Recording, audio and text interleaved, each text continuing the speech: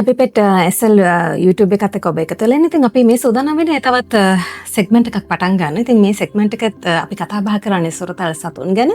සුපුරුදු විදිහට මත දවසේදීත් ජාතික සතු උද්‍යානයේ හිටපු පශු වෛද්‍ය ඩොක්ටර් ජගත් ජයසේකර අපිත් එක්ක සම්බන්ධ වෙලා ඉන්නවා. ඉතින් දැන් සාමාන්‍යයෙන් ඩොක්ටර් මෙහෙම දෙයක් තියෙනවා. දැන් අපි සාමාන්‍යයෙන් ගෙදර හදන සුරතල් සතුන් බවුවෙක් පූසෙක් වෙන්න පුළුවන්.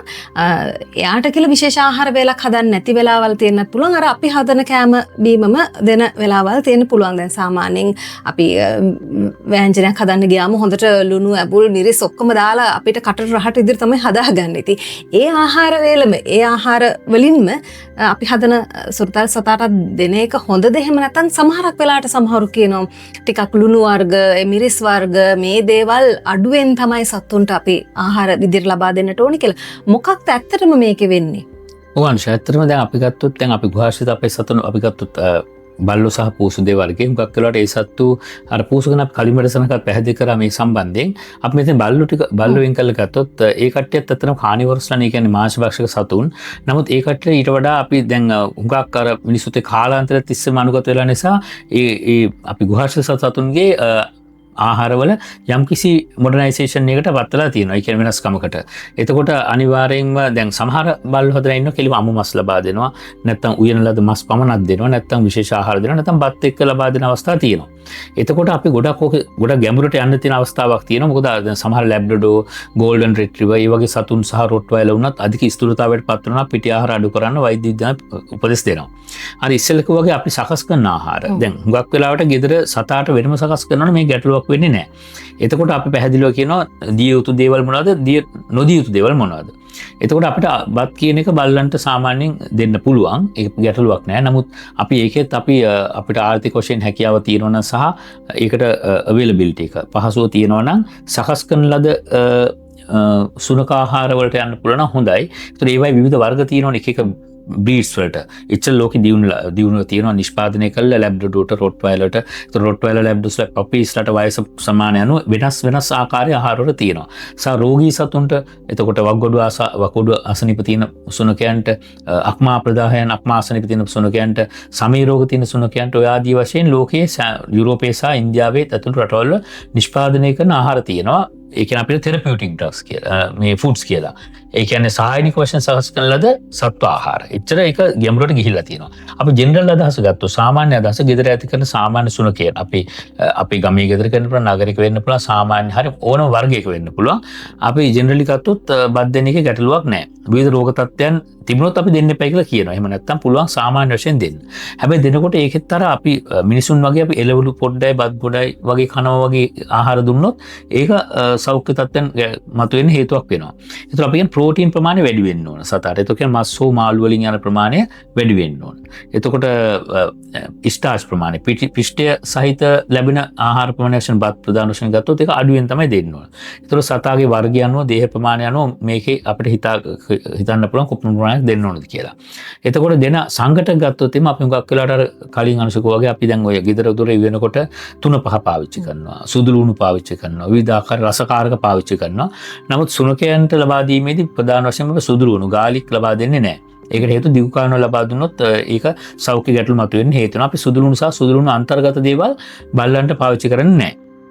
ඊට පස්සේ 3-5 ගත්තත් අපි විශාල ප්‍රමාණයෙන් පාවිච්චි කරන්නේ නැහැ. දැන් සමහරට කහ හරි මොන හරි තියෙන ප්‍රමාණයක් ඒක ඒවා ඇතුළේ විස බීජ හරින ගුණය නිසා යම් ප්‍රමාණයක් එකතු වුණාට ගැටලුවක් නැහැ.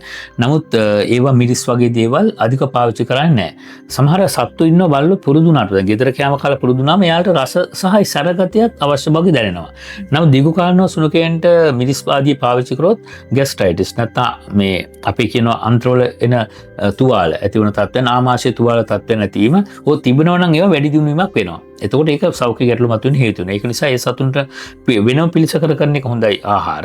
ඒ ආහාරවලදීත් ඇත්තටම නොදිය යුතු දීමට සුසු නැති සුදු ලුණු වගේ දේවල් අපි ඉවත් කරන්න ඕන. 3-5 වගේ දේවල් සීමා සහිත ඉතාම සුළු ප්‍රමාණයක් පාවිච්චි කරන්න ඕන. ලුණු විශේෂයෙන් සලකන්න ඕන. දැන් ලුණු මොකද අපි මාළු දෙනවා නම් ලුණු යාට ලැබෙනවා. එතකොට ලුණු වැඩිපුර එකතු වුණොත් ඒකේ රුධිරයේ තියෙන සාන්ද්‍රණය වැඩි වීමෙන් සෝඩියම් ක්ලෝරයිඩ් ප්‍රමාණය වැඩි වීමෙන් සහ රුධිරයේ තියෙන thickness එක වැඩි වීමෙන් අධික රුධිර පීඩනයේ තත්ත්වයන් නැති වෙන්න පුළුවන් කල් යනකොට. අපි කියන බ්ලඩ් ප්‍රෙෂර් වැඩි වෙන්න පුළුවන්. ඒතර ඒක සෞඛ්‍ය ගැටලු ගණනාවකට මුල වෙනවා. ඒ නිසා ලුණු වෙනම එකතු නොකර ඉන්න එක සුදුසුයි. මාළු වගේ දේවල් සකස් කරනවා අවශ්‍ය වෙන්නේ නැහැ. එතකොට ඒවා අවශ්‍ය ප්‍රමාණය ලැබෙන සතාට. ඊට අමතරව තියෙන්නේ අර පොදුවේ දෙනකොට අපි දෙන්න සුදුසු නැති වර්ග කිව්වේ අර ලූණු කුලේශාක කියලා කියනවනේ අපි සාමාන්‍ය ලූණු මල් ලූණු කොළ ලීක්ස් වගේ දේවල් මේ අවම කරන්න ඕනේ ඒවා දෙන්න සුදුසු නැහැ. ඊට අමතරව වෙනත් ආහාර දෙන්න පුළුවන්. ඒකෙන් දැන් අපි අලබතල මඤ්ඤොක්ක වගේ ඒවා දෙනවා නම් ඒව වුණත් අපි සාමාන්‍යයෙන් පොඩි ප්‍රමාණයක පිටි ආහාර ගණයට වැටෙන දෙයක් වුණත් දෙන්න පුළුවන්. නමුත් මේ මඤ්ඤොක්ක වගේ දේවල් සමහරට හොඳ සමහර රෝග තත්ත්වයන් නිවාරණය කිරීමේ හැකියාවන් අපි අත්දැකලා තියෙනවා. එතකොට ඒක නිසා මේ වගේ තත්ත්වයන් දෙන්න පුළුවන්. ඉඳලා හිටලා එකතු කරන එක හොඳයි. ප්‍රධාන ආහාර වේල වශයෙන් මස්සෝ මාළු ප්‍රදාන කරගත්ත බත් වගේ දෙයක් කුඩා ප්‍රමාණයක් වට්ටක්ක වගේ දේවල් අපිට දෙන්න පුළුවන් එකතු කරන්න. ඒ වගේම මේ සෝයා මීට් ඒ වගේ දේවල් අපිට එකතු කරන්න පුළුවන් සතුන්ට. ඒක ගැටලුවක් නෑ අර මේ බල්ලන්ට ලබා දීමේදී. ඊට අමතරව අපි විශේෂයෙන් මෙතෙන්දී ආහාර සම්බන්ධයෙන් කතා කරනකොට අපි කියන්න ඕන කොකෝවා වර්ග හොඳ නැහැ. ඒ කියන්නේ චොකලට් ඊළඟට අපි චොකලට් ආශ්‍රිතව නිෂ්පාදනය කරපු විවිධ බීම වර්ග වගේ දේවල් තියෙනවා. ඒව සුදුසු වෙන්නේ නැහැ. ඊට අමතරව අධික රස ගන්නපු දේවල්, සීනි මාත්‍රාව වැඩි දේවල් මොකද ඒකට ඔබට දැනුවත් කරලා ඉදිරි කතාත් කරමු. ඒ ගැන එනම සුනක දියවැඩියාව ගැන අපි තුමු ඩොග් ඩයබටික්ස් ගැන කතා කරන්න පුළුවන් ඉස්සරහට. ඒ ඩොග් ඩයබටික් කියන්න පුළුවන්. ඒ අර වයසට යනකොට හෝ වයස නැතුව තරුණ කාලේ වුණත් දියවැඩියා රෝග තත්ත්වයේ සංකූලතාවයෙන් එන්න පුළුවන්. අධිකව සීනි මාත්‍ර හුඟක් පුරුදු වෙලා තියෙන ටොපි චොකලට් වගේ දේවල් දීලා. ඒතකොට දෙන්නම ඕන අපිට චොකලට් එක ආසාවට ඉඳලා හිටලා හරි වයිට් චොකලට් පාවිච්චි කරනවා කොකෝ රහිතව. ඒතකොට කොකෝ තියෙනව සුදුසු වෙන්නේ නැහැ. චොකලට් සහ චොකලට් නිෂ්පාදන, චොකලට් කේක් වර්ග, චොකලට් බිස්කට් වර්ග ඒවා සුදුසු වෙන්නේ නැහැ. ඒ කොකෝ නිසා. කොකෝ වලුත් ඒ තත්ත්වය නැති වෙන්න පුළුවන්. ඊට පස්සේ අපි ගත්තොත් රසකාරක වර්ග මේ අයිසින් තියෙන ඒවා ඊට පස්සේ අධික පැන් රස තියෙන ඒවා සුදුසු වෙන්නේ නැහැ. ඒ වයින්ුත් එන්න පුළුවන් සහ සමටත් මේවා බලපානවා.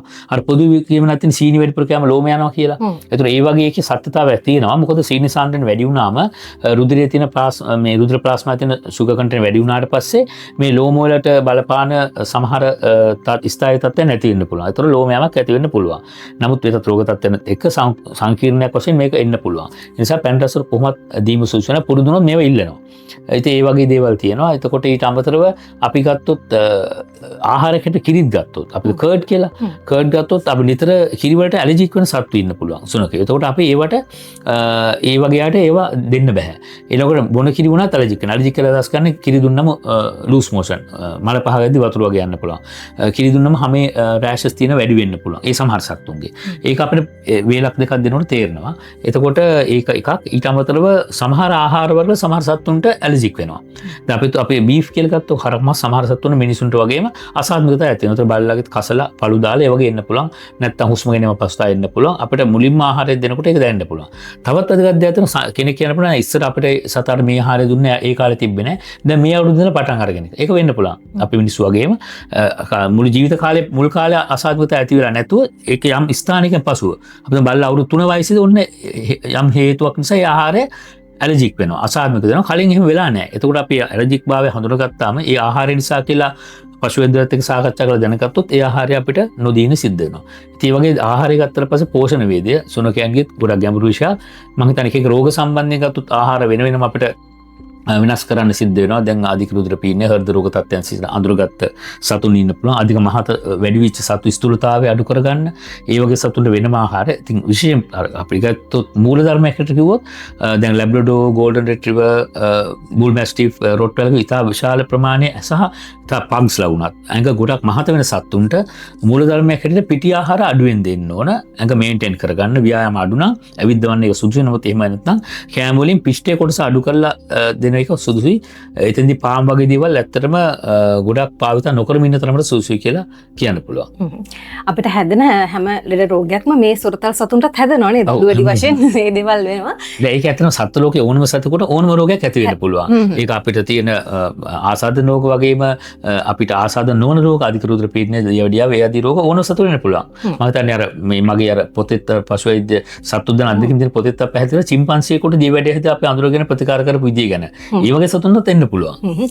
ජාතික සත්වෝද්‍යානයේ හිටපු පශු වෛද්‍ය ජගත් ජයසේකර මහත්මයා ඉතින් ඒ නිසාම මේ සත්වෝද්‍යානයේ දොස්තර නමින් තමයි පොතක් ලියලා තියෙන්නේ. තාමත් ගොඩාක් අත්දැකීම් තියෙනවා. මේ අත්දැකීම් හැම දෙයක්ම පිටු කිහිපයකට ගොනු කරලා තියෙනවා. මම හිතන්නේ වසර ගණනාවක තියෙන අත්දැකීම් තමයි මේ සත්වත්වයේ දොස්තර කියන පොතේ තියෙන්නේ. ඉතින් ඔබට හැකියාවක් තියෙනවා මේ පොත සම්බන්ධයෙන් තොරතුරු පවා විමසන්න. එහෙම නැත්නම් පොත මිලදී අරගෙන ඒ සම්බන්ධයෙන් ඔබේ දැනුම වැඩි දියුණු කරගන්න. අපි ඒ සම්බන්ධනොත් පොත සම්බන්ධනොත් අපි කමෙන්ට් එකේ පළ කරන්න. ඒ වගේම තමයි ඔබට පුළුවන් කමක් තියෙනවා ડોක්ටර්ව සම්බන්ධ කරගන්න WhatsApp මැසේජ් එකක් කරා. ඔබේ කාරණාවක් තියෙනවා නම් ගැටලුවක් තියෙනවා නම් ඔබේ සොරතල් සතා සම්බන්ධයෙන් ඕනෑම ගැටලුවකට ડોක්ටර් සූදානම්ින් ඉන්නවා ප්‍රතිචාර දක්වන්න කමෙන්ට් එකක් විදියට ඔබට පුළුවන් කමක් තියෙනවා කමෙන්ට් සෙක්ෂන් එකේ දාන්න. එහෙම නැත්නම් ડોක්ටර්ගේ WhatsApp අංකයට WhatsApp මැසේජ් එකක් එවන්න. විශේෂයෙන්ම අපි මතක් කරනවා දුරකථන ඇමතුමක් ගන්න නැතුව WhatsApp මැසේජ් එකකින් ඔබේ කාරණාව දැනුවත් කරන්න කියලා. හරි. අපි එහෙමනම් ඉතින් මේ සෙග්මන්ට් එකෙන් සමුගෙන යනවා. තවත් සෙග්මන්ට් එකකින් හමුවෙමු. ඔබ එකතු වෙලා ඉන්නේ Happy Pet SL YouTube නාලිකාවත් එක්ක.